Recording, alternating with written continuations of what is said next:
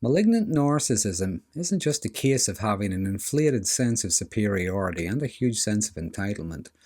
What we often see is an absence of morality and conscience. There's also malice and cruelty. Now, not just being cruel out of a lack of empathy or a lack of insight, but there is cruelty with intent. One of the ways malignant narcissists control and dominate others is through being cruel. Now, that being said, they can also be cruel just for their own entertainment. But malignant narcissism, well, that's a blend of narcissistic personality traits, but there are also antisocial personality traits, and this includes callousness, aggression, and having a lack of remorse. Now add to that being sadistic and being highly manipulative, and you have a dangerous combination.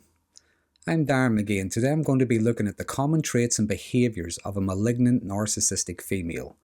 Now, many of these behaviours are similar, if not the same, as you would see in a male malignant narcissist.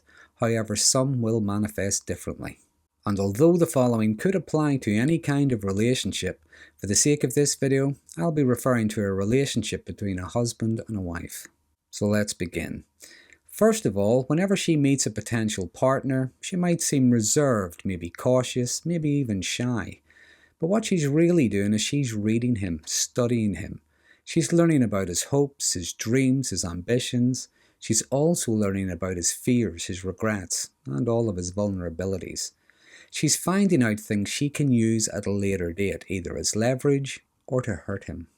Now, she might share her problems, her issues, the terrible things that have happened to her. But this is only to gain his trust, to maybe bring out his protective side or as an excuse for what's to come later. For instance, in those early days, he might be thinking, it's not her, it's her issues, her trauma, or she's not being controlling, she just gets anxious if I don't answer the phone right away, or she's not being aggressive, it's just that I've triggered her PTSD or something. But in those early days, as she learns about him as well as she's testing him, she will be doing and saying all of the things he finds attractive. And she can be very seductive and very sexual with him. She might tell him things like she's never felt this way about anyone before and how she feels drawn to him, how she feels safe with him. She will be telling him everything he wants to hear. But even in that honeymoon stage of the relationship, even if she's not planning to, she might fantasize about cheating with other men, be that his friends, his brother, maybe even his boss, and not necessarily because she finds them attractive, because of how much she knows this would hurt him. You might even see the same thing with her own friends, work colleagues, even her sister. She fantasizes about cheating with their partners, again, not just because of how powerful she would feel, but because of the pain she would cause. Now, as is common with narcissism, she believes herself to be highly entitled. She also believes herself to be superior to others, and she demands special treatment. She demands that others meet her every whim. And she can be very demanding with her partner, but never gives anything in return. In fact, rejects anything he might need or ask for. She might even openly show him contempt if he expresses any needs. She delights in seeing other people struggle, and that includes her partner. In fact, she might blame him for his difficulties, even the ones that she causes. And she'll do whatever she can to add to his distress, whether that's by sabotaging him or antagonizing him. But in the relationship, her partner feels unseen, unheard, and unsupported. There's no acknowledgement of his or indeed anyone else's feelings. Over time, he might stop sharing what's going on in his life just to avoid her reaction, or sometimes her lack of reaction. But then she'll accuse him of being cold. And she takes delight in humiliating other people, especially her partner. She'll humiliate him in front of others, be it his friends, his family, even the children. She enjoys watching him squirm uncomfortably as she talks about his secrets, his feelings in front of other people. And she'll grin and smirk as she disempowers and emasculates him publicly. Here we see the sadistic side of her. And she'll make things deliberately difficult for him through being highly disagreeable. She gets pleasure from his discomfort. Now, when it comes to the lack of morality, she has no issue lying. In fact, she could lie about anything to get her own way. She could lie to get even. She could lie about anything. In fact, she can even lie when she doesn't have to. For instance, if she were to injure herself somehow, well, she might not openly tell people that her partner attacked her, but she might imply that he did. She might seem quiet, withdrawn, or fearful whenever she's asked about what happened. Another example of the lack of morality and indeed the double standards could be how she can be openly flirtatious with other men and yet be overly possessive and jealous, sometimes even paranoid about her partner cheating. So she might always be checking up on him, checking his phone for messages, checking his social media, whose post has he commented on, or whose picture did he like, who is that person and why would he do that? She'll continually accuse him of cheating or wanting to cheat. And it can get to the point where if they're out together, he just stares at the ground in case another woman walks into his field of vision, and he's accused of thinking something. And over time, he might be afraid to even mention anything that happened in work in case he's interrogated about any women who may have been present. So he becomes more and more isolated, and he withdraws from spending time with friends and family for fear of constant text messages, phone calls, and being interrogated when he gets home. In the meantime, though, she could well be having sex with other men. Next, she can be highly vindictive, even to the point where she'll make outrageous, sometimes malicious, false allegations about other people. Now, whether this is to punish them, to get her own way, or just to hurt them. But not just with her partner who may have left or is planning to leave, but also with friends, family members, or work colleagues. In fact, anyone she believes has wronged her somehow. To her, the end justifies the means, and she can hold a grudge for a long time.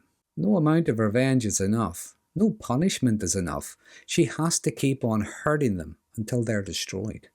Moving on, she can be very envious of others. She can be envious of their success, their status, their relationships, sometimes even just their happiness. She can also be very spiteful, resentful, and she takes delight whenever things go wrong for other people. In the workplace, she might engage in gossip, spread rumours, engage in character assassination. She'll undermine her colleagues, sometimes even sabotage their work. She can also be envious of her partner's qualities, his strengths, and do whatever she can to devalue and undermine him. She can become envious of her own children as they grow older, especially if she has a daughter. As the daughter grows up, maybe starts dating, well, she might not just flirt, but in some cases might actually try to seduce her daughter's boyfriend. And to succeed in the seduction, well, to her that would be considered a win. Now, in a relationship with her partner, she can be abusive, verbally, emotionally, and in some cases even physically. She'll scream abuse, insults, and accusations at him, destroy his personal belongings, or give them away to other people. And if she is physically violent in the relationship, well, he might see little flashes of excitement on her face whenever she strikes him, and here we would see her sadistic pleasure. She'll both enjoy and belittle the fact that he might be reluctant to defend himself and instead tries to reason with her. If he does try to defend himself, she might accuse him of assault. She might even threaten him that she will be believed before he will. Now, how the behaviour manifests will differ from person to person. Sometimes it could be depending on which personality traits are more dominant. For instance, with higher trait narcissism, she may only behave abusively whenever she's alone with her victim. Anything she does do publicly might be disguised as humour. However, if the antisocial traits such as psychopathy are more dominant, she'll not care how she comes across in her need for control, domination, and sadistic pleasure. But either way, the malignance is often heightened whenever she feels a lack of control, such as maybe someone wants to leave her. Now, whether that's a former friend, a partner, or even the kids, but anyone who no longer wants her in their lives. Here we would see the paranoia increase as well. She'd be wanting to know what they're doing and what they're saying to others. Very commonly, when someone tries to leave a malignant narcissist, the abuse tends to increase as they try to reassert dominance. And she can be ruthless and relentless in her sadistic pursuit of some kind of vengeance, while claiming some kind of victimhood. As I said earlier, to get even isn't enough. She has to destroy. And in some cases, she doesn't care who else she destroys in the process. Now, malignant narcissists can have a huge impact on their victims. And many victims can experience symptoms common with complex trauma. They're often left in a state of shock and trauma, wondering why someone could be so cruel, why someone would behave like that, treat other people as badly as they do. But the thing is, narcissistic people need what's known as a narcissistic supply. Now, that's usually getting attention, admiration, and validation from other people. Validation that they're special and unique and so on. But in many cases with malignant narcissism, the dominating, humiliating, and inflicting pain on others is the supply. They need people to control, dominate, and sometimes terrorize. Malignant narcissists enjoy making things painful and difficult for others. They enjoy seeing others suffer because that's how they get to feel powerful and in control. And apart from the lack of empathy, with the antisocial traits, they can be very difficult, if not impossible, to reason with. Now, whether male or female, with malignant narcissists, you're often dealing with someone who believes themselves to be superior, but they are also highly manipulative, cruel, and sadistic. And above all, they lack a conscience. So that's a brief outline of a female with malignant narcissistic traits. As always, I'm sure there are many more things I could have added. Please feel free to add them in the comments section. There are some interesting conversations start from these videos. But if you find this topic to be interesting, please consider subscribing to my channel. And until next time, thanks for watching.